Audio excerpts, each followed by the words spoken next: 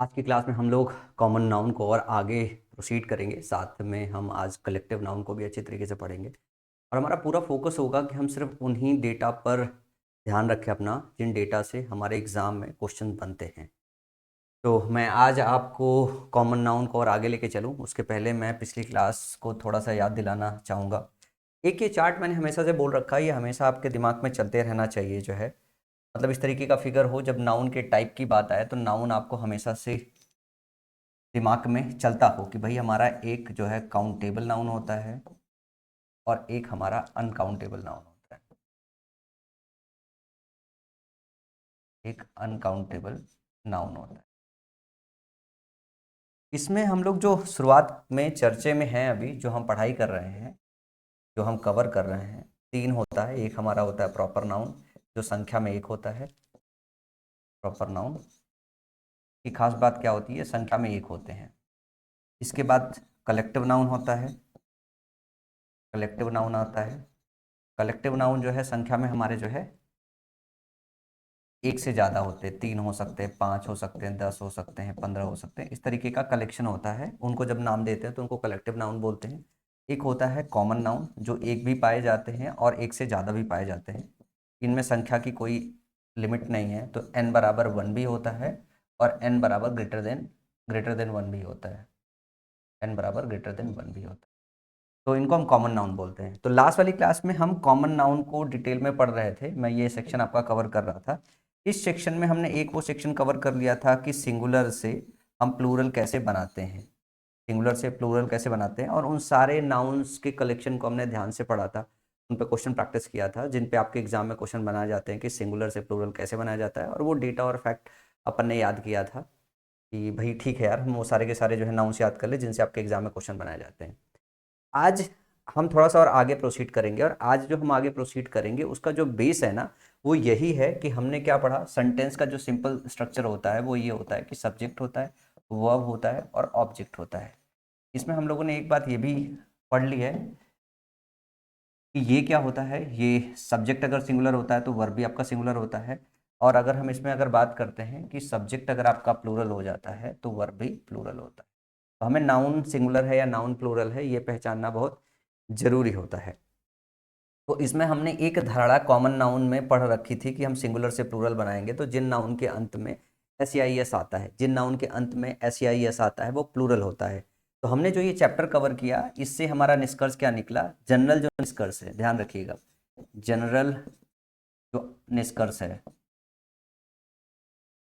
General निष्कर्ष पढ़ने के बाद ये आया कि जिनके अंत में एस आई एस होते हैं वो क्या होते हैं? वो नाउन कैसे होते हैं? प्लूरल होते हैं। और सिंगुलर से अगर प्लूरल बनाना हो तो हम किसी नाउन के अंत में एस या ई एस जोड़ देते हैं तो वो सिंगुलर नाउन से प्लूरल नाउन में कन्वर्ट हो जाता है, प्लूरल नाउन में कन्वर्ट होता है। जब ये हम धारणा जब ये हम धारणा इसमें पढ़ लेते हैं कि सिंगुलर से प्लूरल कैसे बनाया जाता है, यहाँ से आपके इंग्लिश ग्रामर में बहुत सारे क्वेश्चंस बनाए जाते हैं। क्यों? क्योंकि जो आपके संसार में कुछ नाउन ऐसे हैं जो नाउन अपने आप में उनके दो हिस्से होते हैं या दो पार्ट होते हैं। उनकी स्पेलिंग के अंत में एस लगा हुआ होता है और उन ऐसे सारे नाउन्स में हम एस हटा देते हैं तो हमें ऐसा लगता है कि उसका हमने सिंगुलर बना लिया। लेकिन उनके अंदर दो पार्ट होते हैं तो हम उनका कभी एस हटा ही नहीं पाते हैं क्योंकि अपने आप में ही वो हमेशा प्लूरल स्थिति में ही होते हैं। तो आज जो सबसे पहली चीज समझनी है कि कॉमन नाउन में कुछ कॉमन नाउन ऐसे होते हैं जिसमें एक से ज़्यादा पार्ट होते हैं या एक से ज़्यादा चीज़ों का ऐसा कॉम्बिनेशन होता है और ये अपने आप में हमेशा प्लूरल होते हैं। तो कुछ कॉमन नाउन ऐसे होते हैं, ध्यान रखिएगा, कुछ कॉमन नाउन ऐसे होते हैं, कुछ कॉमन नाउन ऐसे होते हैं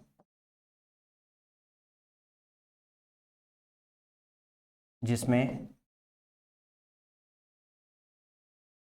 एक से अधिक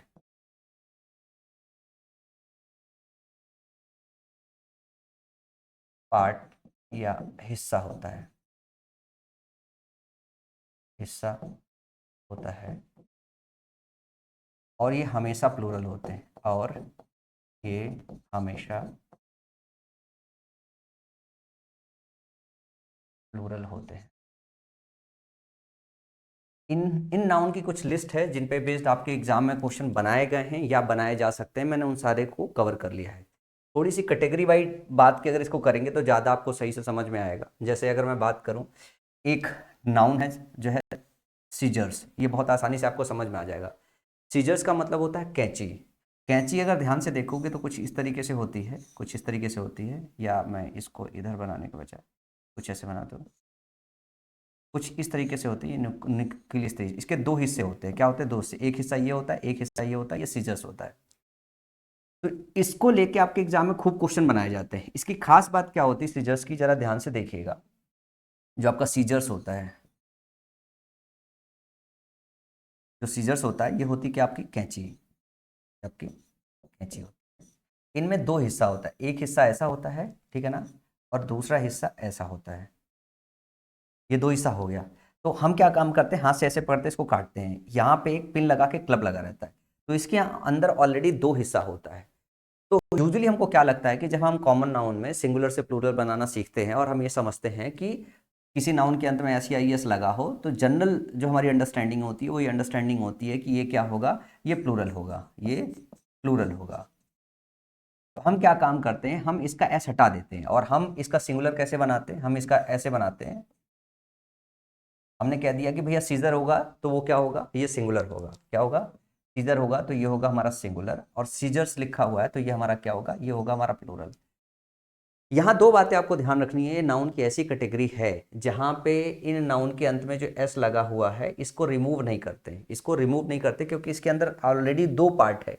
दो पार्ट होने की वजह से इनको सीजर्स बोलते हैं, सीजर नहीं बोलते हैं, सीजर होता ही नहीं है। और इसको जब सीजर लिख के आप सिंगुलर बनाते हो तो ये लिखना ही गलत होता है, सीजर लिखना गलत होता है, ये गलत है, सिंगुलर नहीं बनता है इनका। ये सारे के सारे नाउन हैं जो है, ये सारे के सारे जो नाउन हैं, ये सारे नाउन अपने आप में क्या होते हैं, अपने आप में ये पूरी कैटेगरी प्लूरल होती है। ये पूरी जो कैटेगरी है ये हमेशा प्लूरल होती है, ये हमेशा प्लूरल होती है। अगर मैं सीजर्स की बात करूं हिंदी में, अगर मैं आपको समझाऊं कि अगर कोई बच्चा गांव देहात में रहा हो, हमारे बूढ़े बुजुर्ग रहते हैं, सुपारी आती है एक करके, तो एक सरौता आता है जो कैंची की तरह रहता है, वो ऐसे काटते हैं, ठीक है ना। और जैसे आपने वो देखा होगा कि बहुत सारे ऐसे टूल आते हैं जिसके दो हिस्से होते हैं, जैसे चिमटा होता है, एक ऊपर का हिस्सा होता है, एक नीचे का हिस्सा होता है, ठीक है। और एक और टूल का नाम मेरे को याद नहीं आ रहा, दिमाग में चढ़ नहीं रहा है, जिससे अक्सर करके आप मतलब तार बार काटने के लिए भी बहुत सारे टूल आते हैं जिसके दो हिस्से होते हैं, ठीक है ना। तो हाँ, हिंदी में यार मेरे को नाम उसका याद नहीं आ रहा है, ठीक है ना, याद आएगा तो भी बता दूंगा मैं। तो इन अगर जो इंस्ट्रूमेंट है या जो टूल्स हैं जिनके अंदर दो हिस्से आते हैं, उन टूल्स की कुछ कैटेगरी आप याद रख सकते हो। नंबर 1 है जो है टूल्स में सीजर्स, नंबर 2 है ये टंग्स, मतलब चिमटा होता है, ठीक है ना। प्लायर्स और पिंसर्स, इसको भी चिमटा ही बोलते हैं, टंग्स, प्लायर्स और पिंसर, ये चिमटे की कैटेगरी है, अलग अलग सिचुएशन में नाम रखते हैं। तो ध्यान रखिएगा, इन तीनों को हिंदी में याद रखना चाहोगे तो टंग्स, प्लायर्स और पिंसर्स, ये तीन के तीनों क्या है आपके, तीन के तीनों जो है हिंदी मीनिंग अगर देखोगे तो इनको चिमटा ही बोला जाता है। बेलोज जो होती है ये होती है आपकी धौंकनी, ये होती है आपकी धौंकनी, धौंकनी। इसके बाद अगर मैं बात करूं जो हम कपड़े पहनते हैं, जैसे हम ट्राउजर्स की बात करें, ठीक है ना, पैंट्स की बात करें या पैजामाज की बात करें या फिर मैं शॉर्ट्स की बात करूं, ये सब सारे हमारे क्या है, क्लॉथ्स हैं, ठीक है ना, हमारे कपड़े हैं। ये कपड़े हमारे दो टांगों के लिए बनाए जाते हैं। जैसे अगर मैं ट्राउजर्स की बात करूँ, एक टांग के लिए नहीं बनता है, दो टांगों के लिए बनता है। पैंट्स में भी दो हिस्से होते हैं, दो टांगों के लिए बनाए जाते हैं। पैजामाज और शर्ट तो ऑलरेडी इनके पास जो है मतलब दो टांगे होती है, इस वजह से इनको हमेशा प्लूरल में रखते हैं। आप पैंट मत लिखिएगा, ये लिखना गलत होता है। आप ट्राउजर मत लिखिएगा, ये लिखना गलत होता है। आप बैलोज में बैलो मत लिखिएगा, ये गलत होता है, हमेशा बैलोज रहता है। इसी तरीके से शॉर्ट और पैजामा में एस हमेशा लगा होता है। इसके बाद हमारी आंखों के लिए जो है कुछ टूल्स आते हैं, जैसे स्पेक्टिकल्स होता है, ठीक है ना, गॉगल्स होता है, सन ग्लासेस, ये सारे चश्मे हैं। जैसे ये धूप का चश्मा हो गया, ये गॉगल सिंपल चश्मा बोलते हैं, और स्पेक्टिकल्स जो होता है टेस्टेड चश्मा होता है, स्पेक्टिकल्स हो गया। तो ये स्पेक्टिकल्स, गॉगल, सन ग्लासेस, ये क्या है, ये चश्मा है, ठीक है ना। ये हमारी आंखों के लिए आता है। हमारी दो आंखें होती है तो दोनों आंखों पे लगा होता है, इसके दो हिस्से होते हैं। इस वजह से इनको हमेशा स्पेक्टिकल्स, गॉगल्स और सन ग्लासेस लिखते हैं, इनका सिंगुलर नहीं बनाते। इसी तरीके से बात करें बाइनाकुलर्स की, बात करें अगर, तो बाइनाकुलर्स दूरबीन होता है, तो दोनों आंखों के लिए बाइनाकुलर्स आता है, इसका हिंदी मतलब दूरबीन होता है। क्या होता है इसका हिंदी मतलब, दूरबीन होता है। इसके बाद आती है, जैसे और याद करना पड़ेगा, हम रिमेन्स की बात कर रहे हैं। रिमेन्स का मतलब होता है बचा खुचा अवशेष। रिमेन्स का क्या मतलब होता है, इसका मतलब होता है बचा खुचा अवशेष। बचा कुचा अवशेष। जैसे बहुत सारा जलने के बाद जो हड्डियां बच जाती है तो उसको अवशेष बोलते हैं। तो जब हम बचे खुचे की बात करते हैं और काउंटेबल सेंस में बात करते हैं तो रिमेन्स, ये अनकाउंटेबल सेंस में भी इस्तेमाल हो सकता है और काउंटेबल सेंस में भी इस्तेमाल होता है। लेकिन ध्यान रखिए, रिमेन्स हमेशा, रिमेन्स इसकी स्पेलिंग में एस लगा हुआ आता है, रिमेन नहीं लिखते, हमेशा रिमेन्स लिखते हैं, बचा कुचा अवशेष, क्योंकि अवशेष ज्यादा होते हैं इसलिए अवशेष सकते हैं। फिर इसी तरीके से सराउंडिंग्स की बात करते हैं। सराउंडिंग का मतलब होता है हमारे आजू बाजू का दृश्य, मतलब हमारे आसपास पड़ोस का जो दृश्य होता है उसको हम सराउंडिंग्स बोलते हैं, वातावरण को, ठीक है ना। ये टेंजिबल स्थिति में जब बात करेंगे तो कॉमन नाउन की कैटेगरी में आता है। जब इनटेंजिबल स्थिति में बात करते हैं तो ये अनकाउंटेबल की कैटेगरी में आता है। इसी तरीके से पर्टिकुलर्स की अगर बात करें तो पर्टिकुलर होता है पीस ऑफ इंफॉर्मेशंस। क्या होता है? पीस ऑफ इंफॉर्मेशंस होता है, पीसेस ऑफ इंफॉर्मेशन होता है, इंफॉर्मेशन होता है। बहुत सारी इंफॉर्मेशन के कलेक्शन को हम पर्टिकुलर्स बोलते हैं। विवरण जिसको हिंदी में बोलते हो, विवरण, विवरण ये होता है आपका। तो ध्यान रखिए जो सारे शब्द हैं, इन सारे शब्दों की खास बात क्या है कि इन सब के अंत में एस लगा हुआ है, और अगर ये कॉमन नाउन की तरह इस्तेमाल हो रहे हैं तो ध्यान रखिएगा कि इनका सिंगुलर नहीं बनाते। मतलब जो सबसे इंपॉर्टेंट बात है जो याद रखनी है, इनका एस नहीं हटाते, इनका एस नहीं हटाते, एस या ई एस नहीं हटाते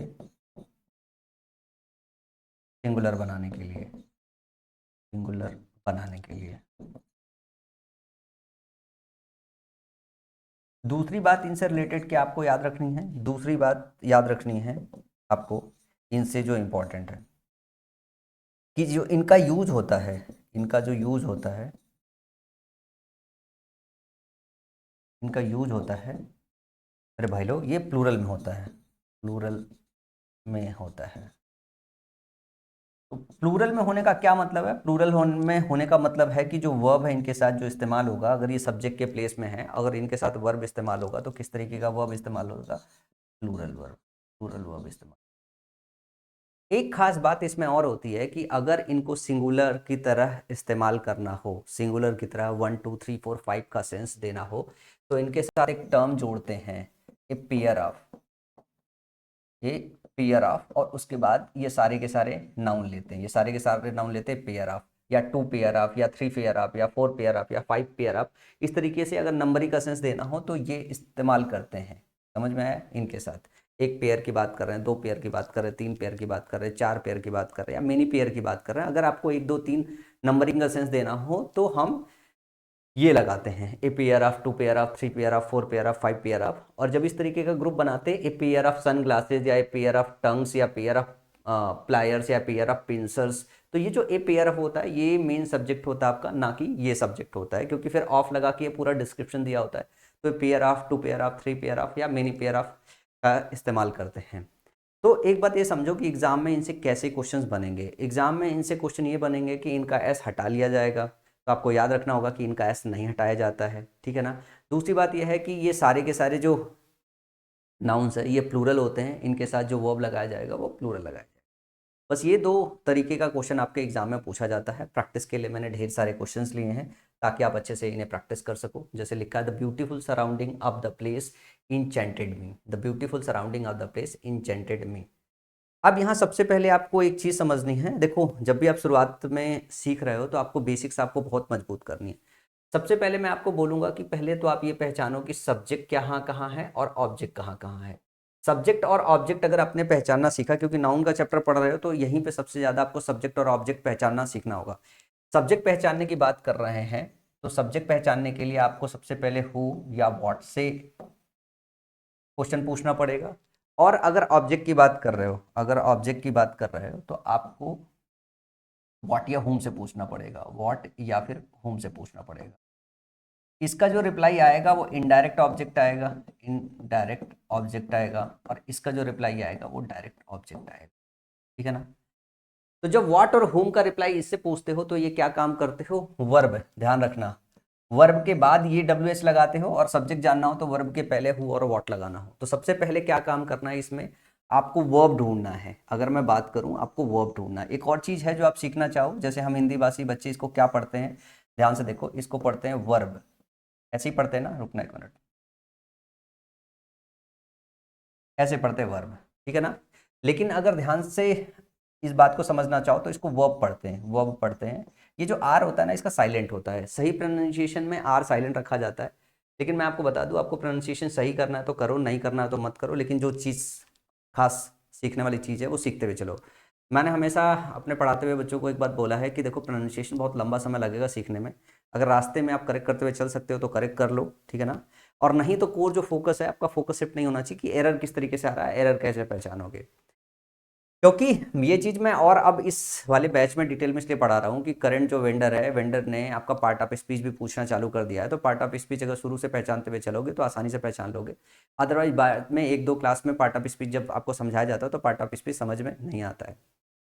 अब चलो, इसमें अगर मैं बात करूँ, लिखा हुआ the beautiful surrounding of the place enchanted me, तो मैं अगर पूछूं कि यहाँ पे वर्ब बताओ, तो वर्ब ध्यान से देखो, इंचेंट है जो है, ठीक है ना, ये आपका वर्ब है इंचेंट। इंचेंट का मतलब सम्मोहित है या मोहित करना हो गया, ठीक है ना, या आकर्षित करना हो गया इसका हिंदी मतलब। अगर हिंदी मीनिंग नहीं भी पता है तो आप अंग्रेजी में इन चीज़ों को समझना सीखो। जैसे आपको ये मिल गया इंचेंटेड मी, तो आपको दो क्वेश्चन बनाना है। Who enchanted me, who enchanted me, एक पहला क्वेश्चन ये बनाना है। दूसरा क्वेश्चन ये बनाना है, what enchanted me, what enchanted me. इससे क्या होगा, जब आप हु करोगे तो इसका जो जवाब आएगा कोई पर्सन आएगा, इसका जवाब आएगा कोई पर्सन आएगा, और इसका जो जवाब आएगा कोई थिंग आएगा। क्या आएगा, इसका जवाब कोई थिंग आएगा। अगर कोई पर्सन आपका सब्जेक्ट है, डूअर है, कोई पर्सन जो है आपका सब्जेक्ट या डूअर है, तो हु का रिप्लाई आएगा। कोई चीज है तो वो व्हाट का रिप्लाई में आएगा। अब यहां से देखो, अगर मैं पूछूं हु इंचेंटेड मी, तो आपके पास जवाब आएगा the beautiful surrounding of the place. क्या आएगा, the beautiful surrounding of the place. तो मैंने आपको क्या सिखाया है, मैंने आपको सिखाया है कि सबसे पहले आप ये देखो कि जवाब आपके पास एक शब्द में आ रहा है या एक से ज्यादा शब्द में आ रहा है। अगर एक से ज्यादा शब्द में आ रहा है, इसका मतलब ये क्या हो गया, ये आपका सब्जेक्ट हो गया, और सब्जेक्ट यहाँ पे क्या है, नाउन फ्रेज। नाउन फ्रेज यहाँ पे क्या है, आपका सब्जेक्ट है। जब नाउन फ्रेज सब्जेक्ट होता है तो इसमें भी, इसके अंदर जब अंदर जाके ढूंढोगे तो आपको ये ढूंढना होता है कि एक शब्द में जवाब क्या आएगा। जब एक शब्द में जवाब देखोगे तो the beautiful surrounding of the palace, क्या इंचेंट कर रहा है, सराउंडिंग, जो आज आजू बाजू का वातावरण है उसने मोहित, सम्मोहित, आकर्षित किया है या इंचेंट किया है। तो जो सराउंडिंग है ये आपका क्या आएगा, एक शब्द में, वन वर्ड में जवाब आएगा, वन वर्ड में ये जवाब आएगा, इसका व्हाट का जवाब आएगा। क्या इंचेंट किया, तो सराउंडिंग इंचेंट किया। अब जैसे आपको एक वर्ड में मिल जाता है तो यही आपका क्या है, यही आपका मेन वर्ड है, यही आपका मेन वर्ड है, और यही आपका सब्जेक्ट है। यही आपका मेन वर्ड है, यही आपका सब्जेक्ट है, यही नाउन है। यहाँ इसे देखना है। अब ध्यान से इस बात को समझना कि जब आप मेन नाउन में आ गए, सब्जेक्ट की जगह पे आ गए, तो मैंने अभी आपको क्या बताया, सराउंडिंग का सराउंडिंग्स लिखते हैं अगर वो नाउन हो तो, सराउंडिंग नहीं लिखते हैं। तो अगर आपको ये पता चल गया ये नाउन है तो आपको क्या करना पड़ेगा, यहाँ पे लगाना पड़ेगा सराउंडिंग्स। अब एक और चीज समझना है, जैसे एक सराउंड होता है, सराउंड अपने आप में आगे चल के पढ़ोगे, मैं अभी बता देता हूं, सराउंड वर्ब भी होता है। तो सराउंडिंग आप लिख सकते हो कब, जब वर्ब का आईएनजी फॉर्म लिखना चाहो तो। सराउंडिंग आप लिखते हो लेकिन कब, जब ये वर्ब की आईएनजी हो, वर्ब की आईएनजी फॉर्म हो और वर्ब की जगह प्लेस हो। जैसे इंचेंट यहाँ पे क्या है, ये वर्ब है, यहाँ पे अगर वर्ब की जगह प्लेस होता तो आप सराउंडिंग लिख सकते हैं, लेकिन नाउन की जगह आप सराउंडिंग नहीं लिख सकते, नाउन की जगह आपको सराउंडिंग्स लिखना पड़ेगा। समझ में आई बात। अब अगर यहाँ पे पार्ट ऑफ स्पीच की अगर मैं बात करूं, तो मैं अगर पूछूं ये आपका मुख्य नाउन है, ठीक है ना, तो ये प्रीपोजिशन अगर आ गया तो प्रीपोजिशन अपने बाद ऑब्जेक्ट लेता है, तो ये जो प्लेस है ये हो गया नाउन, ये आपको पता है ये आर्टिकल हो गया। लेकिन ये पूरा ऑफ द प्लेस जो लिखा हुआ है ये किसका विवरण है, ये सराउंडिंग का विवरण है। तो ये जो प्रीपोजिशनल फ्रेज है ऑफ द प्लेस, ये कैसा फ्रेज हो जाएगा, ये प्रीपोजिशनल फ्रेज या एग्जेक्टिव फ्रेज इसको कह सकते हो, जो सराउंडिंग के विषय में अतिरिक्त इंफॉर्मेशन दे रहा है। इसके बाद अगर मैं बात करूं, यहां पे लिखोगे सराउंडिंग के पहले एक शब्द आया है, तो जब नाउन के पहले सिर्फ एक शब्द आता है तो ये क्या होता है, ये एग्जेक्टिव होता है, और ये क्या है, ये आर्टिकल। आर्टिकल बहुत आसानी से समझ में आ जाता है। तो पार्ट ऑफ स्पीच समझ में आया, ठीक है ना। अब अगर मैं आपसे बोलूं कि आप जो है जरा वर्ब के बाद जाओ, यहाँ पे ऑब्जेक्ट फाइंड आउट करने की कोशिश करो, तो ऑब्जेक्ट कैसे फाइंड आउट कर सकते हो, the beautiful surrounding of the palace enchanted home, किसको किया, तो इंचेंटेड जो होम का रिप्लाई आएगा वो आएगा मी, और मी प्रोनाउन आपको पता है और ऑब्जेक्ट के प्लेस पे है तो ऑब्जेक्टिव केस का प्रोनाउन है। तो मी यहाँ पे क्या है, मी आपका प्रोनाउन है। देखो प्रोनाउन तो रट रट के जाते हो तो प्रोनाउन तो आसानी से फाइंड आउट कर लेते हो। जो परेशानी होती है फाइंड आउट करने में, वो नाउन पहचानने में थोड़ा सा दिक्कत होता है, एग्जेक्टिव पहचानने में, दिक्कत होता है आपका एडवर्ब पहचानने में। तो मैं उम्मीद कर रहा हूँ ये सारी चीज़ अच्छे से समझ में आ गई होगी और ये सारी चीज़ अच्छे से आप इस क्वेश्चन के माध्यम से सीख गए होंगे। अगला क्वेश्चन है, she wears spectacle and so she was unable to see the gangster that attacked her last night. अब देखो एक चीज और मैं समझाता हूं, कई बार क्या है कि जब आपका कंपाउंड और कॉम्प्लेक्स सेंटेंसेस आता है तो उसमें एक से ज्यादा क्लॉज होता है। तो सबसे पहले अगर सब कुछ पहचानना हो तो आप क्लॉज पहचानना चालू करो कि कौन कौन से क्लॉज है। इसके लिए सबसे पहले वर्ब ढूंढना पड़ेगा। तो देखो वियर्स, ये पहला वर्ब है, ध्यान से देखो, ये वर्ब है पहला, ठीक है ना, नंबर फर्स्ट हो गया, वर्ब की बात कर रहे हैं। सी वॉज अनेबल की बात कर रहे हैं, तो यहाँ पे दूसरा क्या है, यहाँ पे दूसरा वर्ब मिल गया, ये नंबर 2 मिल गया। अनेबल टू सी है, ठीक है ना, 2+V1 है, the gangster, she was unable to see the gangster, ये एक ही हिस्सा है, ठीक है ना। उसके बाद दैट अटैक्ड, यहाँ पे जो वर्ब नंबर अटैक्ड लिखा हुआ है ये वर्ब नंबर 3 है, वर्ब नंबर 3 है। तो अगर तीन मेन वर्ब है तो ध्यान से समझो, यहाँ पे 3 क्लॉजेस पक्का होंगे। अगर 3 मेन वर्ब दे दिया गया तो 3 क्लॉजेस पक्का होंगे। सबसे पहला क्लॉज अगर फाइंड आउट करने की कोशिश करोगे तो ध्यान से देखो, सी वियर्स स्पेक्टिकल, एक क्लॉज ये हो गया। फिर उसके बाद ये जुड़ा हुआ एंड लगा के, किससे जुड़ा हुआ, एंड लगा के, फिर उसके बाद है and so she was unable to see, ये दूसरा क्लॉज हो गया। किसको, ऑब्जेक्ट है द गैंगस्टर, ठीक है ना। उसके बाद तीसरा क्लॉज है that attacked her last night, जो उसको लास्ट नाइट जो है अटैक किया।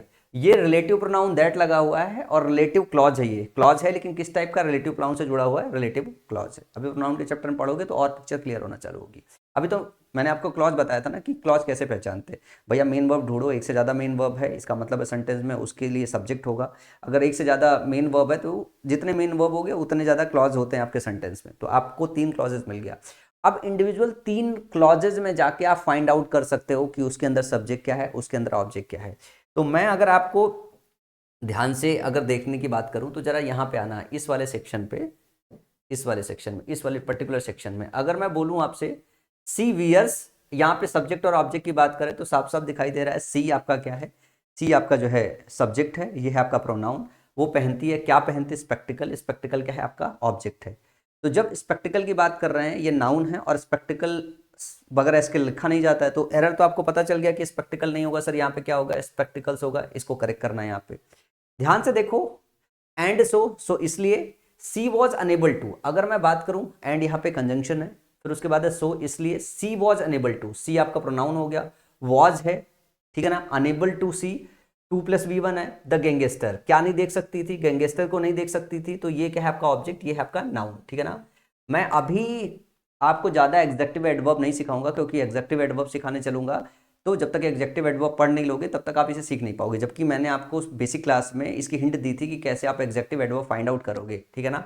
जब हम उसमें चलेंगे तो और डिटेल में सीखेंगे। हमें अभी सब्जेक्ट और ऑब्जेक्ट पे फोकस रहना है। तो ये ऑब्जेक्ट है तो यहाँ पे नाउन या आर्टिकल है। उसके बाद that attacked, who attacked, that attacked, तो यहाँ पे दैट क्या है, इस पर्टिकुलर क्लॉज के लिए यहाँ पे सब्जेक्ट का काम कर रहा है। और ये जो दैट है, जब प्रोनाउन के चैप्टर में जाओगे तो ये जो गैंगस्टर है ये इंसिडेंट के लिए अपने आता है। तो इसका जो मेन सब्जेक्ट होता है वो ये वाला इंसिडेंट होता है जो रिलेटिव प्रोनाउन के पहले आता है, ठीक है ना। तो दैट के पहले द गैंगस्टर आया, वो इसका सब्जेक्ट होगा। अटैक्ड, किसको अटैक किया, उसको किया, हर को किया, तो ये हो गया आपका ऑब्जेक्ट। और ये ऑब्जेक्ट क्या है आपका, इस वाले क्लॉज में प्रोनाउन हो गया। कब अटैक किया, वेन का जब जवाब आता है लास्ट नाइट, एक्शन कब हुआ, लास्ट नाइट हुआ। तो ये जो लास्ट नाइट हो गया ना, एडवर्ब ऑफ टाइम हो गया, ये एडवर्ब ऑफ टाइम हो गया, एडवर्ब ऑफ टाइम हो गया। आपको ध्यान से देखो, जब एग्जेक्टिव फाइंड आउट करना होता है तो आप नाउन से सवाल पूछते हो, और जब एडवर्ब फाइंड आउट करना होता है तब आप वर्ब से मेनली सवाल पूछते हो या दूसरे एग्जेक्टिव से सवाल पूछते हो। तो ये जब एग्जेक्टिव पढ़ेंगे और एडवर्ब पढ़ेंगे तो ज्यादा डिटेल एग्जेक्टिव एडवर्ब के विषय में वहां पे चलेंगे। तो आई होप इस बात को समझ पाओगे। अच्छा, इन क्वेश्चंस को सॉल्व करना मतलब इतना मुश्किल तो है नहीं। अगर ये चीज और ये डेटा अगर आप याद कर लो कि ये सारी जो चीजें हैं ये अपने आप में एस लगा के आती है और इनको सिंगुलर स्ट्रक्चर में नहीं रखते हैं, तो आप सेंटेंस पढ़ोगे कैसे, सेंटेंस ऐसे पढ़ोगे, my earning is not good enough to afford your higher education. तो अर्निंग को अर्निंग्स लिखते हैं, क्या लिखते हैं, अर्निंग्स लिखते हैं, और ये प्लूरल में यूज होता है। तो तुरंत आपको याद आ जाएगा, इज की जगह आर लगा दोगे। अर्निंग को हमेशा अर्निंग्स लिखते हैं, ना कि अर्निंग लिखते हैं। तो my earnings are not good enough to afford your higher education, ठीक है ना। अगला है you should wear new trouser. तो आपको इस टर्म को देख के समझ में आ जाएगा सर ट्राउजर में तो दो हिस्से होते हैं, तो ट्राउजर को ट्राउजर नहीं लिखते हैं, ट्राउजर्स लिखते हैं। क्या लिखते हैं? ट्राउजर्स लिखते हैं। तो ये आसानी से आप इन क्वेश्चंस को ऐसे ही सॉल्व कर लोगे। अगर ये आपको पार्ट ऑफ स्पीच नहीं पहचानने आता है इसमें, और जो अभी तक मतलब इस साल से पहले तक जो आपके एग्जाम में क्वेश्चन आते थे उसमें आपके कभी पार्ट ऑफ स्पीच पूछा ही नहीं जाता था, तो आपको part of speech find out करने की जरूरत ही नहीं थी। समझ में आया? आपको part of speech find out करने की कभी जरूरत ही नहीं थी।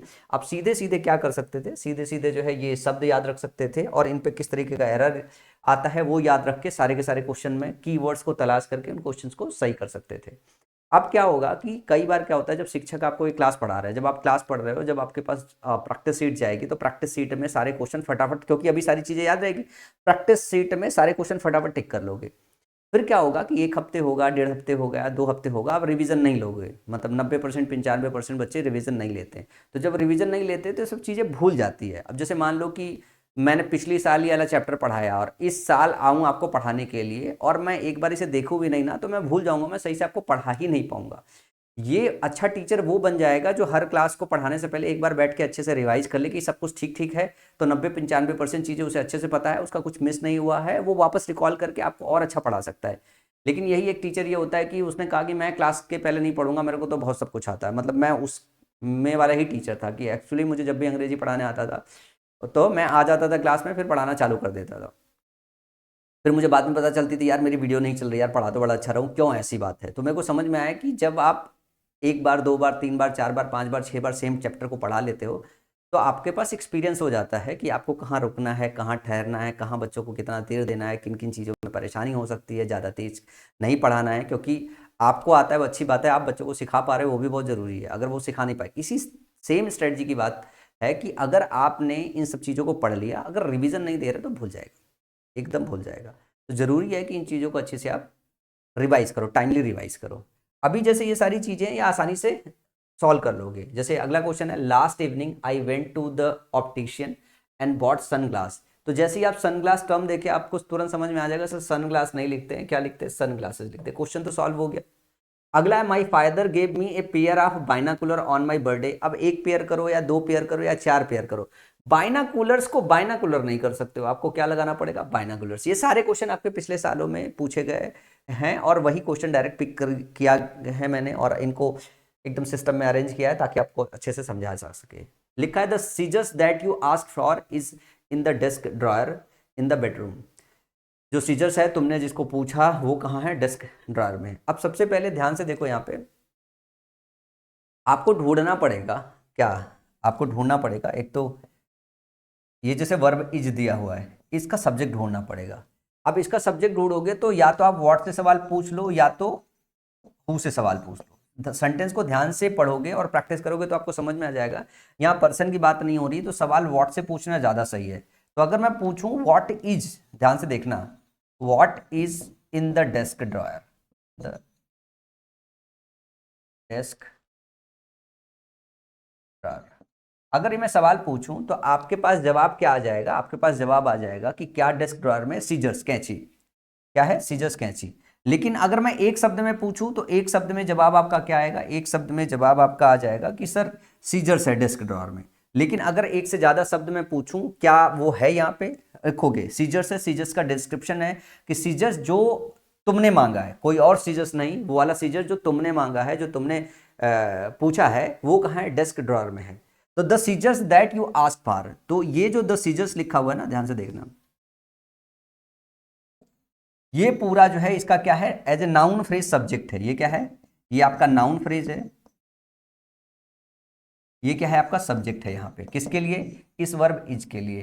समझ में आया? जब आपको नाउन फ्रेज मिल जाए तो सिंगल शब्द में जवाब ढूंढो। सिंगल शब्द में ढूंढोगे तो आपको पता चलेगा सीजर्स जो है वन वर्ड में, वन वर्ड में क्या है? आपका सब्जेक्ट है। तो यही आपका क्या है? यही आपका मेन नाउन है जो इसमें काम कर रहा है। मेन नाउन यही आपका मेन नाउन है। अब सीजर्स क्या होता है? सीजर्स है प्लूरल। क्या है? सीजर्स है प्लूरल। और सीजर्स अगर प्लूरल है तो जो वर्ब होना चाहिए इसके लिए इज की जगह क्या होना चाहिए? जो इज है इसको रिप्लेस करना पड़ेगा आर में। ये सही होगा और ये गलत होगा। तो इज की जगह यहाँ पे क्या आना चाहिए? आर आना चाहिए। तो आपको ध्यान से देखना है, दो तरीके का एरर आपके एग्जाम में पूछता है। इन सारे शब्दों के अंत में एस हटा दिया जाता है और इनके साथ कई बार होता है कि आपके एग्जाम में सिंगुलर वर्ब का इस्तेमाल किया जाता है। तो दोनों तरीके के एरर को पकड़ के आपको क्वेश्चन को करेक्ट करना है, ठीक है ना। मैंने बहुत सारे क्वेश्चंस आपके लिए होमवर्क के लिए बनाया हुआ है। ये सारे क्वेश्चन आप होमवर्क के लिए खुद करोगे और मुझे लगता है ये सारे के सारे क्वेश्चन आप आसानी से कर दोगे, ठीक है ना। जैसे द ब्लैक पिंसर्स लिखा हुआ है तो द ब्लैक पिंसर नहीं होना चाहिए, पिंसर्स होना चाहिए, इज नहीं होना चाहिए, आर होना चाहिए, ठीक है ना। दिस बेलोज, बेलोज नहीं होना चाहिए, क्या बेलो नहीं होना चाहिए बेलोज, ठीक है ना। बेलोज होना चाहिए, इज नहीं होना चाहिए, आर होना चाहिए। और ध्यान से रखो बेलोज क्या है, प्लूरल है। बेलोज प्लूरल है तो आप यहाँ पे लिख सकते हो pair of, A pair of bellows, A pair of bellows, जिसका मतलब होता है धोकनी, ठीक है ना। या फिर यहाँ पे लिख सकते हो this pair of, this pair of bellows, this pair of bellows. अब बोलोगे कि सर दिस बेलोज क्यों नहीं लिख सकते। देखो बेलोज होता है प्लूरल, दिस जो होता है वो क्या होता है, दिस जो होता है वो सिंगुलर होता है, दिस दैट सिंगुलर होता है, दीज दो प्लूरल होता है। तो इसके साथ दिस नहीं लगा सकते, दिस के साथ आपको पेयर इस्तेमाल करना पड़ेगा, क्योंकि जब दिस इस्तेमाल करते हो तो दिस के साथ आपको सिंगुलर नाउन इस्तेमाल करना होता है, प्लूरल नाउन इसके साथ इस्तेमाल नहीं करते। तो इसको बनाने का तरीका क्या हो सकता है, इसको बनाने का तरीका होता है this pair of bellows, this pair of bellows, और फिर इसके साथ इज इस्तेमाल नहीं करोगे, आर इस्तेमाल करोगे। तो ये सारे क्वेश्चन हैं, मैंने कितने आपके होमवर्क के लिए बनाए, तकरीबन 13 ऐसे क्वेश्चन हैं जो मैंने आपके होमवर्क के लिए बनाए हैं। ये सारे के सारे आपको क्या करना है, आपको करेक्ट करना है। जैसे ध्यान से देखो यहाँ पे द सराउंडिंग लिखा है तो तुरंत पता हो जाना चाहिए सराउंडिंग्स होना चाहिए। और जब सराउंडिंग की बात करते हैं, हम आजू बाजू के वातावरण की बात करते हैं तो प्लूरल सेंस में इस्तेमाल होता है, ठीक है ना। School is very peaceful. The remains of, remain नहीं लिखते हैं, रिमेन्स लिखते हैं। The remains of the ancient temple were preserved, the particular of the event, particulars लिखते हैं, ठीक है ना। पर्टिकुलर्स का मतलब होता है पीस ऑफ इंफॉर्मेशन, वॉच की जगह वर होता है। इनके जो सोल्यूशन है, ध्यान से देखना, इनके जो सोल्यूशन है, ये सोल्यूशन मैं आपको क्या काम करूंगा, इनके सोल्यूशन जो है आपको जो मैं पीडीएफ दूंगा, ठीक है, डबल कॉलम की जो पीडीएफ देता हूँ या ये पीडीएफ दूंगा, मैं इनके सोल्यूशन से ऐड कर दूंगा, डिटेल में सोल्यूशन ऐड कर लूंगा, ताकि आप एक बार क्या करो, इसको मैच कर लो। लेकिन जरूरी है कि आपने से एक बार प्रैक्टिस कर लो। मैं इसको करा भी सकता हूँ, लेकिन आप खुद ट्राई करोगे तो ज़्यादा बेटर है। और इनके एक्सप्लेनेशन टेक्स्ट फॉर्म में भी अगर लिख के मैं आपको दे दूंगा तो इतना मैंने आपको समझा दिया है कि आप आसानी से करेक्ट कर लोगे, ठीक है ना। चलो आगे चलते हैं। इसके बाद हम थोड़ा सा आगे मूव करेंगे और वापस इस चार्ट में आते हैं हम लोग, चार्ट नंबर 1 पे जरा ध्यान से देखना, ठीक है ना। यहाँ पे वापस आते हैं, वापस आते हैं कि हमने कॉमन नाउन जो पूरा है कैटेगरी, ये मैंने पूरा का पूरा क्लोज कर दिया है। इससे ज़्यादा जो है, जितना मैंने आपको पढ़ाया कि सिंगुलर से प्लूरल बनाने में कुछ ऐसे हैं, ठीक है ना, जिनको लेके पूछा जाता है एरर, वो पूरा डेटा दिया है मैंने। और फिर कुछ ऐसे होते हैं जो प्लूरल होते हैं, उनका सिंगुलर नहीं बनाते, उनके साथ वर्ब हमेशा जो है प्लूरल रखते हैं। ये पूरा आज की क्लास में डेटा कवर किया है। तो ये पूरा आपका कंप्लीट हो गया है। अब बचा हुआ है धीरे से collective noun, proper noun and uncountable noun. तो आज की क्लास में ही कलेक्टिव नाउन पूरा कवर करेंगे। कलेक्टिव नाउन का बेस क्या है कि इसके अंदर कलेक्शन होता है, इसके अंदर कलेक्शन होता है। तो अब कलेक्टिव नाउन्स के अंदर जरा चलना है आपको। देखो कलेक्टिव नाउन्स में एक ऐसी कैटेगरी आती है, जैसे फायरवर्क्स लिखते हैं, ठीक है ना। फायरवर्क का मतलब होता है जब पटाखे फुटाते हो ना, तो जो आतिशबाजी होती है, तो आतिशबाजी में पटाखे बहुत होते हैं ना, तो जब वो पटाखे बहुत फुटाते हो तो बहुत सारी आतिशबाजियाँ होती हैं, तो उसको फायरवर्क्स बोलते हैं। फिर आर्काइव्स बोलते हैं और रिमेन्स बोलते हैं। तो जब आप फायरवर्क्स बोलते हो तो फायरवर्क्स का मतलब ये हो गया कि जो आपके बहुत सारे पटाखों का कलेक्शन है उसको फायरवर्क्स बोलते हैं, ठीक है ना। उसी तरीके से आर्काइव्स बोलते हैं, तो आप इसमें प्लेस की बात करते हो, इंस्टीट्यूशंस की बात करते हो, बुक्स और किताबों की बात करते हैं, जहाँ पे पुराने डेटा या रिकॉर्ड रहते हैं। उन डेटा, रिकॉर्ड्स, इंस्टीट्यूशन और प्लेसेस के जो है कलेक्शन को हम आर्काइव्स बोलते हैं। तो ये कलेक्शन होता है। इसी तरीके से अगर हम रिमेन्स की बात करते हैं तो रिमेन्स जो होता है ये अवशेष होता है। रिमेन्स क्या होता है, ये अवशेष होता है, बचे खुची चीज़ें होती हैं, उनका कलेक्शन होता है जो रिमेन्स होता है। इसमें मैंने दो ग्रुप में बांटा है, दोनों ग्रुपों को ध्यान से देखना पड़ेगा। ध्यान से देखना, ये आपका एक कलेक्टिव नाउन है फायरवर्क्स, आर्काइव्स और रिमेन्स। ये आपको उसी तरीके से याद करना पड़ेगा जैसे आपने याद किया हुआ है कॉमन नाउन। ये उस कैटेगरी में आता है, इनकी कैटेगरी बस बदली हुई थी। ये कैसे होते हैं, ये हमेशा प्लूरल होते हैं, ये हमेशा प्लूरल होते हैं। और इनके अंत से, और इनके इंड से एस नहीं हटाते, एस नहीं हटाते, नहीं हटाते। जैसे एग्जाम्पल के फॉर्म में कुछ क्वेश्चन है मेरे पास, ज़रा ध्यान से देख सकते हो। The fire works is going to start in 5 minutes. तो ये जो फायर वर्क्स है, ये फायर वर्क्स की तरह रहता है, इसका एस नहीं हटाते, और ये प्लूरल होता है तो इज नहीं लगाते, इसके साथ आर लगाते हैं। इसी तरीके से the archives are located in the basement of the building. ये सेंटेंस अपने आप में ठीक है, आर्काइव्स को आर्काइव्स लिखते हैं, और आर लोकेटेड है तो ये प्लूरल यूज है। इसके साथ हम सिंगुलर यूज भी करते हैं वर्ब का, जरा ध्यान से देखिए। An archives has been established for old manuscripts, ठीक है ना। यहाँ आर्काइव्स जो है has been established for old manuscript, यहाँ आर्काइव्स जो है ये प्लेस या इंस्टीट्यूशन को रिप्रेजेंट कर रहा है। तो जब ये प्लेस या इंस्टीट्यूशन को रिप्रेजेंट करता है तो इसके साथ हम सिंगुलर वर्ब ही लेते हैं, उस टाइम पे इसको अनकाउंटेबल सेंस में ट्रीट किया जाता है। एक चीज आपको ध्यान रखना है कि एसएससी में जब इस क्वेश्चन को पूछा जाता है, ये रेयर है, ये होता है, ऐसे इस्तेमाल कर सकते हैं, लेकिन आपको ध्यान रखना है कि एसएससी में जब ये शब्द पूछे तो इसको कैसे लोगे, इसको आप हमेशा प्लूरल लोगे। एसएससी में कभी इसका सिंगुलर यूज नहीं पूछता है, और ये बहुत रेयर यूज है इसका, ये बहुत रेयर यूज है कि इसके साथ हम सिंगुलर इस्तेमाल करें। तो इन तीनों शब्दों को ध्यान से याद रखिएगा कि फायरवर्क जो होता है, आर्काइव जो होता है, और जो रिमेन्स होता है, ये क्या होते हैं, ये अपने आप में प्लूरल होते हैं। तो इनका जो वर्ब है वो वर्ब जो है कैसा होना चाहिए, वर्ब जो है वो प्लूरल होना चाहिए। अगर मैं पूछूं what was discover last year, क्या डिस्कवर हुआ था लास्ट ईयर, तो आप बोलोगे क्या कि रिमेन्स डिस्कवर हुआ था। ये एक शब्द में जवाब आएगा, यही इसका सब्जेक्ट है, ये प्लूरल है तो ये भी प्लूरल होना चाहिए। और अगर पूरे फ्रेज की बात करें, the remains of the ancient temple, ये डिस्कवर हुआ था लास्ट ईयर में, तो ये पूरा यहां से ध्यान से देखोगे, ये जो पूरा है, ये पूरा नाउन फ्रेज आपका सब्जेक्ट है। और एक शब्द में जब आप पूछोगे जो है व्हाट का, तो रिमेन्स आएगा, और रिमेन्स आपका क्या है, मेन, यहाँ पे आपका मेन वर्ड है, मेन वर्ड है इस नाउन फ्रेज में, मेन वर्ड है नाउन फ्रेज में। और ये जो मेन वर्ड क्या होगा, ये आपका मुख्य नाउन है, इसी में चेक करना होता है कि ये सिंगुलर है या फिर ये प्लूरल है। तो ये अपने आप में प्लूरल है, तो इस हिसाब से यहाँ पे वर्ड लगेगा। तो ये तीन शब्द ऐसे हैं जो क्या कहे जाते हैं, ये कलेक्टिव नाउन की कैटेगरी में आते हैं, कॉमन नाउन की कैटेगरी में नहीं आते। तो इनको आपको ध्यान रखना है, जिनसे बेस एग्जाम में क्वेश्चन पूछे जाते हैं। अब इसके बाद कलेक्टिव नाउन में एक ऐसी कैटेगरी आती है, जैसे कैटल हो गया, कैवलरी हो गया, इन्फेंट्री हो गया, फॉक हो गया, पोल्ट्री हो गया, पिजेंट्री हो गया, जो है जेंट्री हो गया। चिल्ड्रेन एक तरीके से बच्चों का कलेक्शन है, इसको मैंने इस कैटेगरी में ऐसे यूं ही लिख रखा था, पर इसको कलेक्टिव नाउन की कैटेगरी में ट्रीट नहीं करते। चाइल्ड होता है और चिल्ड्रेन होता है, सिंगुलर से प्लूरल बनता है, ये कॉमन नाउन में आता है, ठीक है ना। तो जेंट्री की बात करें, पुलिस, पीपल और वर्मिन की बात करें, इन शब्दों से रिलेटेड आपके एग्जाम में क्वेश्चन बनाए गए हैं। यहाँ पे जो ध्यान रखने वाली बात क्या है कि ये सारे के सारे क्या है, ये सारे के सारे कलेक्शन है, सारे के सारे कलेक्शन है।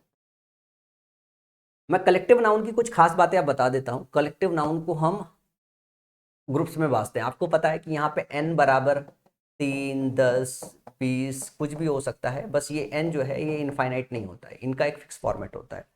तो इसमें क्या होता है, इसमें कुछ ऐसे होते हैं, ये वाली कैटेगरी जैसे आती है, ये हमेशा प्लूरल होते हैं, और इसके अंत में एस या ई एस आता है। क्या है, एस या ई एस आता है। एक इसमें ग्रुप ऐसा होता है, एक ग्रुप ऐसा होता है, ये ग्रुप नंबर 2 है, ये ग्रुप ऐसा होता है, ये भी हमेशा प्लूरल होते हैं, ये भी क्या होते हैं, हमेशा प्लूरल होते हैं, हमेशा प्लूरल होते हैं। दिखाई कैसे देते हैं, दिखाई सिंगुलर की तरह देते हैं, दिखाई सिंगुलर की तरह देते हैं, सिंगुलर की तरह देते हैं। तो यहाँ कंफ्यूजन होता है, सिंगुलर की तरह देते हैं। तो सबसे बड़ी गलती क्या होती है, अगर सिंगुलर की तरह दिखाई दे रहे हैं तो हम इनका प्लूरल बना देते हैं एस या ई एस के लिए। जैसे अगर मैं बात करूँ कैटल की, तो एग्जाम में अगर मैंने कहीं ऐसे बना दिया कैटल्स, तो आपको लगेगा ना कि सर कैटल सिंगुलर होता है, कैटल्स प्लूरल होता है। तो ध्यान रखिएगा कि कैटल होता है पशुओं का झुंड, ये कलेक्टिव नाउन है, इसके अंत में एस या ई एस नहीं लगाते हैं। और इनका इस्तेमाल हमेशा कैसा होता है, इनका इस्तेमाल हमेशा प्लूरल होता है, इनका इस्तेमाल हमेशा प्लूरल होता है। कैवलरी हो गया, इन्फेंट्री हो गया। कैवलरी घुड़सवार सेना, इन्फेंट्री पैदल सेना होती है। तो इसमें सेनाओं का कलेक्शन होता है, ये घुड़सवार सेना, ये पैदल सेना। हिंदी लिख दूं मैं यहाँ पे, ये हो गया घुड़सवार, घुड़सवार, और ये हो गया पैदल। फॉग जो होता है किसी पर्टिकुलर रीजन में रहने वाले लोगों को रिप्रेजेंट करता है, जिनको हम फॉग बोलते हैं, लोगों का समूह होता है, ठीक है ना। पोल्ट्री की बात करें तो पोल्ट्री होती है, एक तो होती है मुर्गी पालन, दूसरा होता है कि वहाँ पे जो जिसका पालन कर रहे होते हैं, जैसे आपकी मुर्गी हो गई या कोई और बतख हो गया, कोई और चीज़ हो गई, तो उनके क्या है, उनके कलेक्शन को पोल्ट्री बोलते हैं, मतलब वहाँ पे पालन किया जाता है ना। तो यहाँ पे उन छोटे जानवरों को जिनको पालन करते हैं उनका कलेक्शन होता है। तो पोल्ट्री क्या है, अपने आप में कलेक्शन है। पीजेंट्री का मतलब होता है किसान वर्ग, किसान वर्ग, किसान वर्ग। चिल्ड्रन का मतलब बच्चा होता है। इससे रिलेटेड एरर ऑलरेडी बता चुका हूँ कि चिल्ड्रन में चिल्ड्रंस नहीं लगाते, इसी वजह से ग्रुप में लिया है कि चिल्ड्रन भी सिंगुलर की तरह लगता है, ये अपने आप में प्लूरल है, इसके साथ एस या एस नहीं लगाते। उसके बाद जेंडरी की अगर बात करें तो इसका मतलब होता है सज्जन वर्ग। इस क्या होता है इसका मतलब, इसका मतलब होता है सज्जन वर्ग। पुलिस का मतलब जानते हो ना, सैनिक बल जिसको बोलते हैं, इसमें वर्दी धारकों का समूह होता है, ये वर्दी धारकों का समूह है। इसी तरीके से पीपुल लोगों का समूह है, पीपुल क्या है, लोगों का समूह है। वर्मिन की अगर बात करें तो ये जो कीड़े होते हैं जो थोड़े खतरनाक होते हैं, ठीक है ना, जहरीले कीड़े होते हैं, तो उन कीड़ों का समूह है। कीटनाशक मतलब ऐसे जहरीले कीड़ों का समूह होता है, जहरीले कीड़ों का समूह। समूह इंसेक्ट का ग्रुप होता है, समूह होता है। अब ध्यान से इस बात को देखना कि ये जो कैटल है, कैवलरी है, इन्फेंट्री है, फॉक है, पोल्ट्री है, peasantry, children, gentry, police, people और वर्मिन, ये सारे के सारे कलेक्टिव नाउन का ऐसा ग्रुप है जो अपने आप में हमेशा प्लूरल होते हैं। क्या? जो अपने आप में हमेशा प्लूरल होते हैं। इसमें जो आपको ध्यान देना होता है वो ध्यान देना होता है कि इनके अंत में एस ई आई एस लगा के इनका प्लूरल नहीं बनाया जाता है। तो मैं यहाँ पे लिखता हूं, इनके अंत में एस ई आई एस लगाकर प्लूरल नहीं बनाया जाता है, प्लूरल नहीं बनाते।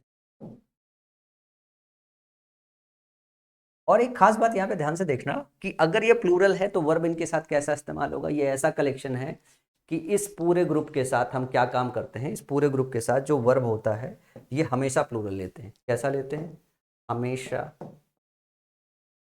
प्लूरल वर्ब लेते हैं, हमेशा प्लूरल वर्ब लेते हैं। जैसे क्वेश्चन देखो, can't you see that the cattle is grazing in the field. तो कैटल का इस्तेमाल है, तो यहाँ पे सबसे पहला एरर क्या नोटिस करना होगा कि इसके अंदर एस ना लगा दिया जाए। इसके पहले कॉमन नाउन में हमने क्या देखा कि एस ना हटा दिया जाए। यहाँ यह देखना है कि इसका एस लगाना दिया जाए। तो इज ये अपने आप में प्लूरल होता है, ये भी बात ध्यान रखना है। तो इज की जगह क्या होगा? ये होगा आर। इसी तरीके से ध्यान से देखना, जैसे ये कैटल में वर्ब यहाँ पे सिंगुलर लगाया था, यहाँ पे क्या दिया हुआ है? इब दोज कैटल, कैटल का यहाँ पे क्या बना दिया गया? कैटल्स बना दिया गया। ये आपके प्रीवियस ईयर के क्वेश्चन है सारे। तो कैटल का यहाँ पे कैटल्स बना दिया गया है, आर इस्तेमाल किया गया, अपने आप में सही है, लेकिन कैटल्स नहीं बनता। कैटल का क्या रहेगा? कैटल रहेगा। कैटल का क्या रहेगा? कैटल ही रहेगा। द इंटायर फॉक्स, अब फॉक्स नहीं होता, फॉक होता है। ध्यान रखना कि फॉक का हम फॉक लिखते हैं, इसके अंत में एस नहीं लगाते। Can be seen enjoying the festival with great fervour. Fervour का मतलब होता है इंथुजियाज्म, ठीक है ना, उत्साह। फर्वर का मतलब है इंथुजियाज्म एंड या उत्साह। जब आप सिनोनिम सेंटेंस याद करते हो तो फर्वर शब्द कई बार आपके जो है सिनोनिम सेंटेंस में पूछा जा चुका है, ठीक है ना, एक्साइटमेंट जिसको बोलते हैं। तो मैं उम्मीद कर रहा हूं कि ये सारे जो है ग्रुप आप याद कर पाओगे। देखो इसमें कई बार रिवीजन करना पड़ेगा क्योंकि रट्टा मारना पड़ेगा। अब यहाँ पे मैं आपको बता देता हूँ, जो 22, 23, 24 के बीच में पूछे गए हैं साल में, वर्मिन पूछा गया है आपका, पुलिस पूछा गया है, पीपल पूछा गया है। तो सबसे ज्यादा इस ग्रुप से जो क्वेश्चन पूछा जाता है, एक पूछा जाता है कैटल, ध्यान से रखिएगा। मैं थोड़ा सा क्या करता हूँ, अंडरलाइन कर देता हूँ या इसको ग्रुप कर देता हूँ।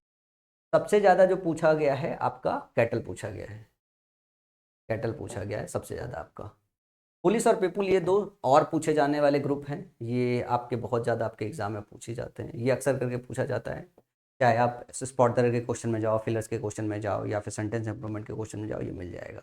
वर्मिन लेटेस्ट है, लेटेस्ट ट्रेंड है। ये तीनों जो है आपका पूछा ही पूछा जाता है, ये लेटेस्ट ट्रेंड के हिसाब से, लेटेस्ट ट्रेंड के हिसाब से है, ठीक है ना।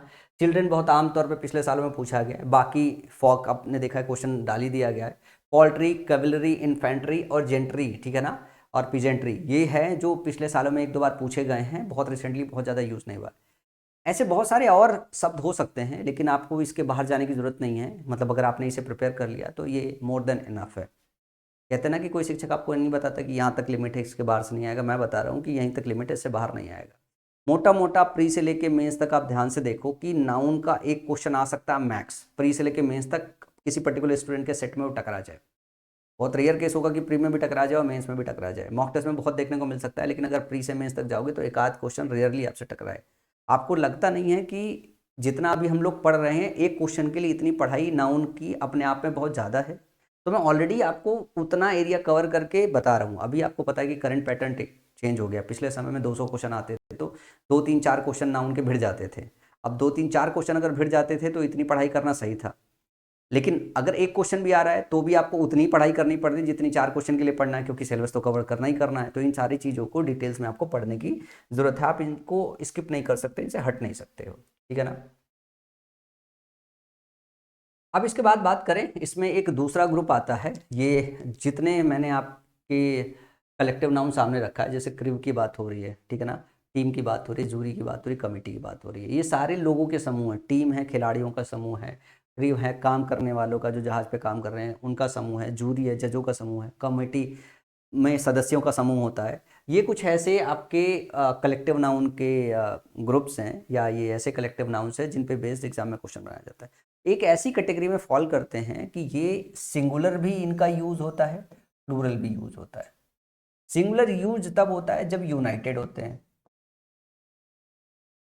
जब ये यूनाइटेड नहीं होते हैं तब इनका यूज प्लूरल होता है, ठीक है ना। जब इनके मतों में भेद होता है, इनके काम करने के तरीकों में डिफरेंसेस होते हैं, तो हम इनको प्लूरल की तरह ट्रीट करते हैं। एक आदमी इधर भाग रहा है, वो दूसरा आदमी इधर भाग रहा है, तीसरा आदमी इधर भाग रहा है, चौथा, तो इसमें प्लूरल सेंस मिल जाता है। जब जब जो है सारे लोग सुर में बोलते हैं कि भैया हमारा नेता ऐसा ही हो, हमारा नेता ऐसा ही हो, मतलब वो पीछे भले लोग ज़्यादा हैं पर वो यूनाइटेड होते हैं। तो इसमें बस वही सेंस आपको तलाशना होता है, जैसे मैंने क्वेश्चन आपके सामने लिख रखे हैं। तो इसमें दो तरीके के क्वेश्चन मैंने बनाए, एक यूनाइटेड सेंस समझने के लिए, एक डिवाइडेड सेंस समझने के लिए। देखो, जब डिवाइडेड सेंस होगा तो कोई ना कोई शब्द ऐसा क्लू की तरह सेंटेंस में मौजूद होगा कि आपको डिवाइडेड समझ में आ जाएगा। जैसे क्वेश्चन नंबर 1 है, the team are arguing among themselves about the strategy. जो टीम है वो आर्गू कर रहा है। अगर वो आर्गू कर रहा है मतलब डिफरेंस आ गया। आर्गू मतलब एक दूसरे से बहस कर रहा है, मतलब एक दूसरे की बात नहीं मान रहा है। आर्गूमेंट तभी होता है। तो द टीम, अगर मैं बात करूं यहाँ पे टीम ये सिंगुलर है या प्लूरल है, तो आप कहोगे सर प्लूरल है। क्यों? क्योंकि यहाँ पे आर्गू हो रहा है, यहाँ पे डिफरेंस ऑफ ओपिनियन है, एक मत नहीं है। तो टीम यहाँ पे कैसा होगा? प्लूरल। अगर ये प्लूरल है तो वर्ब कैसा आना चाहिए? प्लूरल। तो अपने आप में सही है। इनकी स्पेलिंग में क्रू का क्रूज नहीं करते, टीम का टीम्स नहीं करते, जूरी का जूरीज नहीं करते, कमेटी का कमिटीज नहीं करते। इनके अंदर में ऐसे आई नहीं लगाते, ये ऐसे ही इस्तेमाल होता है। फिर अगला लिखा है द जूरी वॉज डिवाइडेड। अब यहाँ पे डिवीजन की ऑलरेडी बात हो गई, तो वॉच का इस्तेमाल क्या करना सही है? नहीं। जूरी यहाँ पे कैसा हो गया? प्लूरल हो गया। तो वॉच की जगह कैसा इस्तेमाल करेंगे पर? ये सेंटेंस अपने आप में सही है, क्योंकि टीम है, टीम यहाँ पे आर्गू कर रहा है, बहस कर रहा है, मतलब डिवीजन है, तो वो प्लूरल, वो भी प्लूरल, सही है। अगला है the crew is arguing with each other over minor issues. अब क्रू आर्गू कर रहा है तो इज नहीं इस्तेमाल होगा, क्या होगा? आर इस्तेमाल होगा। यहाँ पे साफ साफ आर्गू, डिवीजन और आर्गू दिखाई दे रहा है। तो जब भी डिवीजन वाली बात आएगी, कोई ना कोई शब्द एज ए क्लू सेंटेंस के अंदर दिया रहेगा, सेंटेंस के अंदर दिया रहेगा, जिससे आप समझ जाओगे, ठीक है ना। अगला है the team have performed exceptionally well this season. The team has perform exceptionally well this season. अब टीम में एक्सेप्शनली परफॉर्म किया है, तो भाई टीम परफॉर्म करती है तो सब एक साथ परफॉर्म करते हैं ना। तो यहाँ पे कलेक्टिवनेस की बात हो रही है, यूनिटी की बात हो रही है। तो यहाँ पे हैव का इन मतलब यूज गलत होगा, यहाँ पे क्या हो जाएगा? हैज हो जाएगा, क्योंकि टीम क्या है? यूनाइटेड है। यहाँ पे यूनाइटेड है, और यूनाइटेड है तो कैसा होगा? सिंगुलर होगा। The jury were unanimous. Unanimous होने का मतलब होता है एक मत होना। इसका हिंदी में क्या मतलब होता है? इसका हिंदी में मतलब होता है एक मत होना, एक मत होना। तो अगर ये एक मत है तो जूरी यहाँ पे क्या हो जाएगा? सिंगुलर। तो वर गलत हो जाएगा, क्या लेना पड़ेगा? वॉज लेना पड़ेगा। अगला है the committee have submitted their report to the minister. जो है कमेटी ने जो है अपनी रिपोर्ट मिनिस्टर को सौंप कर दी है। तो जब मिनिस्टर को रिपोर्ट सौंपी जाती है तो सब लोग कलेक्टिवली यूनाइटेड हो जाते हैं, फिर रिपोर्ट फाइनलाइज की जाती है। तो यहाँ पे डिवीजन की कोई बात ही नहीं की जा रही। इसका मतलब क्या है? ये यूनाइटेड है, कैसा होगा? सिंगुलर। तो हैव की जगह क्या इस्तेमाल करेंगे? हैज इस्तेमाल करेंगे। इसी तरीके से the crew were ready for their voyage across the Atlantic. जो क्रू है वो क्या है? वोयाज का मतलब समुद्री यात्रा होता है, समुद्री यात्रा।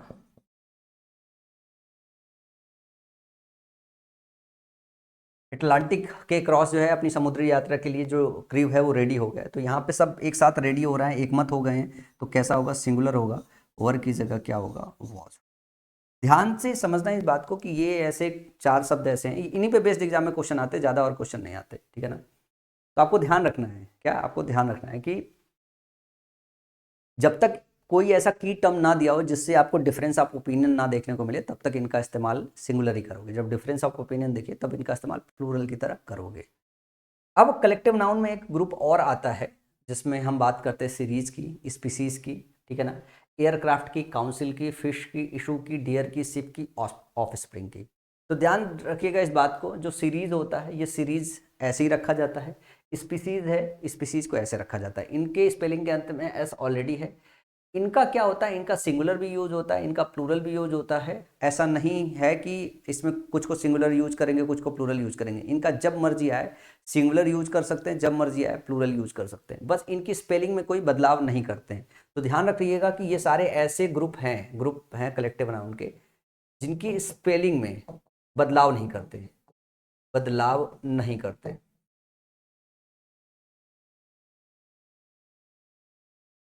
सेंटेंस के अंदर वर्ब और इन नाउन से पहले न्यूमेरल एडजेक्टिव्स को देखकर हम ये समझ जाते हैं कि ये सिंगुलर यूज में है या प्लूरल यूज में है। तो इनसे रिलेटेड ज़्यादा एग्जाम में क्वेश्चन नहीं आते हैं। जो इनसे रिलेटेड एग्जाम में क्वेश्चन आते हैं वर्ब रिलेटेड नहीं आते। यहाँ पे आपको कई बार आप देखोगे लिख के आ जाएगा इशूज।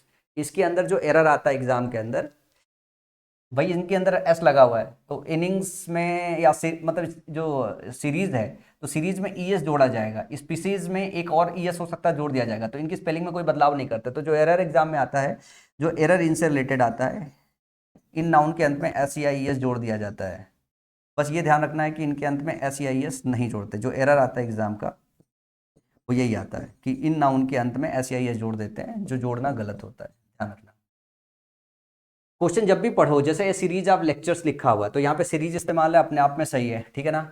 अब यहाँ पे सीरीज के पहले ए लिखा हुआ है, ये क्या बताता है, ए जो होता है वन को रिप्रेजेंट करता है। अब आगे ध्यान से देखो, यहाँ पे वर्ग का इस्तेमाल है जो कि गलत होगा, क्योंकि ए जो है सिंगुलर है। सीरीज इस हिसाब से हम समझते हैं कि इसके पहले अगर कोई नंबर बताने वाली चीज है, ठीक है ना, जैसे यहाँ पे आर्टिकल इस्तेमाल है, ए जो है या एन एक नंबर को बताता है। तो अगर एक बताने की बात यहाँ पे आ गई कि एक सीरीज की बात कर रहे हैं, तो जो आपका ये वर है ना, ये प्लूरल है, इसके साथ वॉच ले लेंगे। तो अगर मैं पूछे what was conducted on the topic of mental health, तो आप कहोगे सीरीज ऑफ लेक्चर्स, ठीक है ना, a series of lectures conducted on the topic of mental health, ठीक है ना। तो जो यहाँ पे मेन सब्जेक्ट होगा वो होगा सीरीज, कि जो सीरीज ऑफ लेक्चर्स है वो कंडक्ट हुआ। तो सीरीज कंडक्ट हुआ, एक शब्द में आपका ये जवाब आएगा। किस चीज का सीरीज था, ठीक है ना, लेक्चर्स का सीरीज था जो कंडक्ट हुआ है on the topic of mental health. तो ये आपका मेन शब्द होगा। ये आपका क्या है, ये सिंगुलर भी होता है, यही प्लूरल भी होता है, स्पेलिंग नहीं बदलते। इसके पहले ए लगा है, इसका मतलब ये सिंगुलर यूज में है। अगला है several species has become extinct due to deforestation. अब यहाँ पे सेवरल के साथ स्पीसीज इस्तेमाल है, अपने आप में स्पीसीज ठीक है। स्पीसीज के पहले एक भी ले सकते हैं, इससे ज्यादा, सेवरल का मतलब बहुत ज्यादा। तो ये सिंगुलर यूज होता है, प्लूरल यूज होता है अपने आप में। अब ये सेवरल जो नंबर है ये बता रहा है कि ये प्लूरल है। अगर ये नंबर बता रहा है प्लूरल है, तो ये हैज की जगह क्या होगा, ये हैज की जगह हैव होगा, ये करेक्ट वर्जन। लिखा the aquarium contains many fishes of different colours. तो देखो फिश का फिशेज होता है, एक इसमें ध्यान रखिएगा, फिश का फिशेज होता है। ये जो फिश होता है ये सिंगुलर में भी यही इस्तेमाल होता है और प्लूरल में भी यही इस्तेमाल होता है। जब हम फिश की बात करते हैं तो फिश अपने आप में सिंगुलर और प्लूरल दोनों रिप्रेजेंट करता है। लेकिन जब हम फिशेस की बात करते हैं, इसका मतलब होता है डिफरेंट काइंड ऑफ फिशेस। जैसे हिंदी में इसको समझो, गांव में रहे हो तो आपको पता होगा कि जैसे अगर हम जब फिश बोलते हैं, इसका मतलब है तालाब में जितनी मछलियां उन सबको बोलते हैं, ठीक है ना। एक फिश भी बोलते हैं, एक से 10 फिश भी बोलते हैं, 10 फिशेस नहीं बोलते, 10 फिश बोलते हैं। लेकिन अगर हमको ये बताना हो कि भैया इसमें इनकी प्रजातियां हैं, क्या इसमें इनकी प्रजातियां हैं, कुछ रोहू है, कुछ मांगुर है, कुछ सिंगी है, ठीक है ना, कुछ प्यासी मछली है, अगर हमें उसमें रेस मतलब उनकी प्रजातियां मेंशन करनी हो, तब हम फिशेस का इस्तेमाल करते हैं। तो ध्यान से देखिए, aquarium contains many fishes of different colours. अगर मुझे यहाँ पे रेस मेंशन नहीं करना है तो मैं क्या कहूंगा, मैं कहूंगा the aquarium contains many fish of different colours. अगर हमें रेस मेंशन नहीं करना है तो मैं यहाँ पे कहूंगा फिश। अगर मैं यहाँ पे फिशेस कह रहा हूं, इसका ये मतलब मैं कह रहा हूं कि डिफरेंट प्रजातियों की डिफरेंट कलर की फिशेस हैं। लेकिन ये सेंटेंस क्या बोलना चाहता है, ये सेंटेंस ऐसा बोलना चाहता है कि अलग अलग कलर की, अलग अलग प्रजातियों की नहीं, अलग अलग कलर की मछलियां हैं। तो जब आप मछलियां सिंपल कहना चाहते हो, प्रजाति उसमें मेंशन नहीं करना चाहते हो, तो हम फिश का इस्तेमाल करते हैं।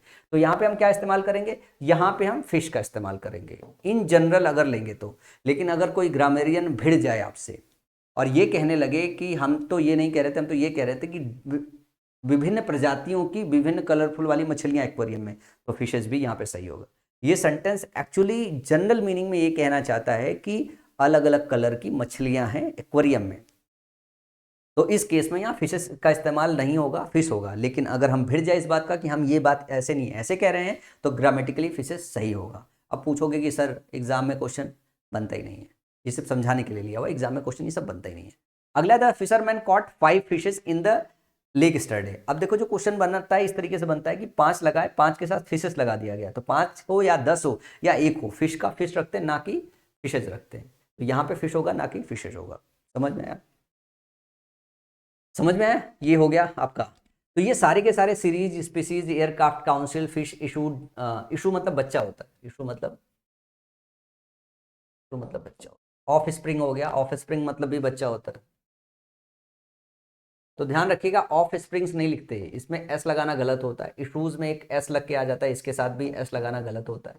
डियर में डियर्स लिख के आ जाता है, सिप में सिप्स लिख के आ जाता है, ये सब इसके साथ एस लगाना गलत है। काउंसिल्स लिख के आ जाता है, जो सलाहकार होते हैं हमारे, वकील होते हैं जो है, उनको एस लगाना गलत होता है। एयरक्राफ्ट होता है, ये इसके साथ भी एस लगाना गलत होता है। तो ध्यान रखिए, ऐसे कलेक्शन है जिन। और एग्जाम में अगर मैं आपसे बोलूं कि सबसे ज्यादा जो आपके एग्जाम में क्या हुआ, एक आध बार आपके एयरक्राफ्ट लिख के आया है। मैं एग्जाम में जो अगर कवर जो हुआ है उसकी अगर बात करूं, तो एग्जाम में कवर हुआ है एयरक्राफ्ट। ये कैसे आया है, ये एयरक्राफ्ट की तरह आया है,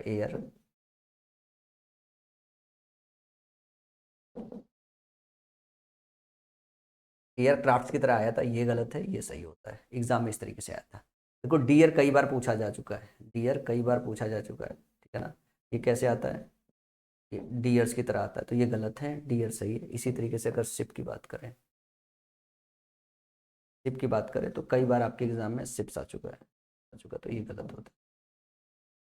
समझ में आया, तो ये सही होता है, ये गलत होता है। इन बात का ध्यान रखें, इनके साथ ऐसे नहीं लगाता। एग्जाम में इस तरीके का क्वेश्चन आपके आता है। ज़रा ध्यान से देखिए, द हंटर सॉ 3 डियर्स। देखो डियर एक हो, ठीक है ना, या एक से ज़्यादा हो, ठीक है ना, डियर डियर ही रहता है। इसी तरीके से ए हर्ड ऑफ शिप, कुछ गड़बड़ तो नहीं हुआ यार। देखो कुछ डाउट तो है, कुछ तो गड़बड़ हुआ है। डियर की स्पेलिंग जरा, मैं वही डाउट हो रहा था यार, डियर की स्पेलिंग में DER, ठीक है। तो ध्यान से देखिएगा, a herd of sheep were, herd of sheep, यहाँ पे अगर आप सब्जेक्ट देखोगे, the hunter saw the 3 deers, तो डियर्स डियर होता है, ठीक है ना, और डियर्स में एस नहीं लगाते। हर्ड ऑफ शिप है, तो यहाँ पे अगर ध्यान देखो, what was grazing in the field, तो जो झुंड है वो हो रहा है। और ये जो है आपका क्या है, एक सिंगल वर्ड में जो है आपका सब्जेक्ट होगा, और हर्ड की बात कर रहे हैं तो हर्ड ऑफ शिप की बात हो रही है, एक झुंड की बात हो रही है। तो एक झुंड सिंगुलर है, तो वर की जगह क्या होगा, यहाँ पे वॉज होगा। तो ध्यान से देखिए। अगला है the shepherd counted 20 ships. 20 ships count किया है, तो इस शिप का शिप रखते हैं, शिप्स नहीं लिखते हैं। The line is protected her of springs, of spring होता है ना कि ऑफ स्प्रिंग्स होता है, ठीक है ना। द 2 एयरक्राफ्ट, एयरक्राफ्ट एक हो, दो हो, 10 हो, एयरक्राफ्ट का एयरक्राफ्ट ही लिखते हैं, एयरक्राफ्ट नहीं लिखते हैं। The council was present in the court room for the final hearing, final hearing के लिए जो काउंसिल हैं, जो वकील, जो सलाहकार थे, वो क्या है, वो प्रेजेंट थे। तो काउंसिल का काउंसिल ही लिखते हैं, काउंसिल्स नहीं लिखते हैं। एक से ज़्यादा भी अगर वकील हो तो भी हम उनको काउंसिल ही कहते हैं, ना कि काउंसिल्स कहते हैं। समझ में आया, ये वकीलों का समूह हो सकता है। तो ये आपके 3 कैटेगरी है, जो तीनों कैटेगरी ध्यान से याद रखना है आपको कलेक्टिव नाउन की। ध्यान रखना, पहला कैटेगरी क्या था, पहला कैटेगरी यह था कि कुछ कलेक्टिव नाउन्स हमेशा प्लूरल होते हैं, उसमें भी कुछ के साथ एस लगा होता है, कुछ के साथ एस नहीं लगा होता है। दूसरी कैटेगरी ऐसी थी कि जो यूनाइटेड और डिवाइडेड सेंस देखना था, जिसमें टीम, क्रू, जूरी और कमेटी जैसे 4 कोर शब्द हैं, जो मैंने आपको बताया था। उसके बाद कुछ ऐसे शब्द हैं जो आपके आते हैं, जो अपने आप में जो है हमेशा सिंगुलर या प्लूरल इस्तेमाल होते हैं, डिपेंड करता है वर्ब उनके साथ कैसे यूज किया गया है, उनके पहले न्यूमरल एग्जेक्टिव कैसा यूज किया गया है, या फिर जो है उनके पहले आर्टिकल कौन सा यूज किया गया है। अगर सिंगुलर सेंस में है तो सिंगुलर ही होगा। तो ये 3 चीज़ ऐसी है जो कलेक्टिव नाउन की कैटेगरी में डिवाइड करके आपको पढ़ना है। अब इनको याद तो करना पड़ेगा, मतलब ये सारे शब्द ऐसा नहीं है कि आप एक बार पढ़ोगे आपको हमेशा याद रह जाएंगे, ये सब भूल भी जाते हैं, ऐसा नहीं होगा कि ये सब भूलेंगे नहीं, ठीक है ना, सब भूल जाएंगे। तो ये सारा का सारा आपको अच्छे से पढ़ के याद रखना है, और इसको अच्छी तरीके से रिवाइज कीजिएगा। अगली क्लास में हम वापस मूव करेंगे प्रॉपर नाउन की तरफ जो है, और फिर प्रॉपर नाउन से फिर कलेक्टिव नाउन की तरफ मूव करेंगे। अभी जो है नाउन का चैप्टर थोड़ा चलेगा, जो है लंबा थोड़ा चलेगा। नाउन का चैप्टर 20 चैप्टर है, तो इसको अच्छे से पढ़ाना बहुत ज़रूरी है। तो आज की क्लास में इतना ही, अगली क्लास में इसके आगे मैं दोबारा से कंटिन्यू करूँगा, और आगे की क्लास में जो मैं पढ़ाने वाला हूँ आपको प्रॉपर नाउन पढ़ाने वाला हूँ।